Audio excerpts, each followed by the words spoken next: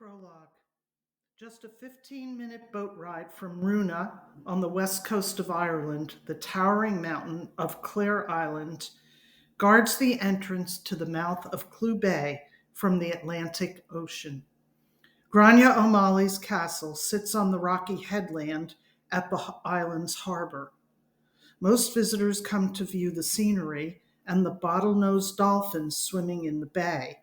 Others come to explore the archaeological history, including the Cistercian Abbey, where the 16th century pirate queen is buried. Matthew Sumner liked the 5-hour walk around the island best of all. The danger of ignoring "Beware of cliff edges" signs that warned of falling to the rocky inlet below. The steep climb up Knockmore Mountain, the view of Inishturk and Inishbofin Islands from the peak, the small lakes, the potato lazy beds, and the Abbey Church. Oh, he would recommend any of the walks around Clare Island if pressed for an opinion. The shorter walks made more sense at the end of the day working in the Abbey ruins. Most of the time, he selected the quickest route to the island's harbor and hotel, where he ate his evening meal, saving the full circuit of the island for weekends. But he wanted the solitude and shadows provided by Knockmore for tonight's excursion. He required the unobstructed view of the Atlantic Ocean. As he made his way toward the southern side of the island, he took short strides, conserving his body movements to deflect attention. Zipping up his light jacket, he watched for small boats nearing the island or for someone approaching him from the harbor. He was ready to slip on his stocking cap, making it difficult at a moment's notice for anyone to identify him.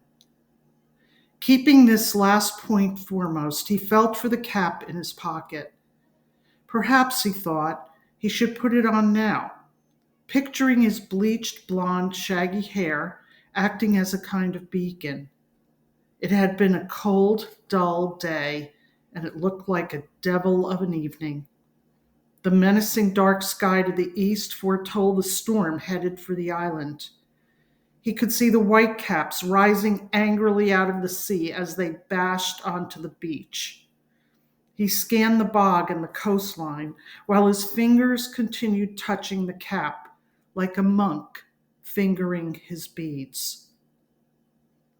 Intuition told him he'd soon find what he sought, so he resolved to brave the wind and impending storm. It was then he spotted a lone figure, head hunched below the shoulders.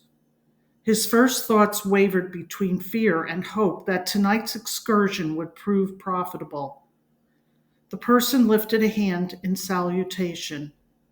Feeling a little puzzled by this, Matthew wondered why the individual he pursued would be friendly.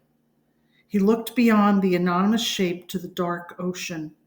When he didn't see a boat, he immediately relaxed, thinking this was an islander out for an evening walk. In the few minutes it took for the person to shorten the space between them, he heard his name whispered in the wind. "Matthew, what are you doing out in this nasty weather?" The voice, dull and sleepy, floated in the air between them like the hypnotic sounds of the sea. Loose, black clothing draped the person's frame, making it impossible for Matthew to discern whether it was a man or a woman. His steps slowed, for in that moment, straining for a closer look, he understood too late that he had made a grave mistake. His final thoughts were of how much he wanted to live as the water choked off his breath. Then the darkness took him.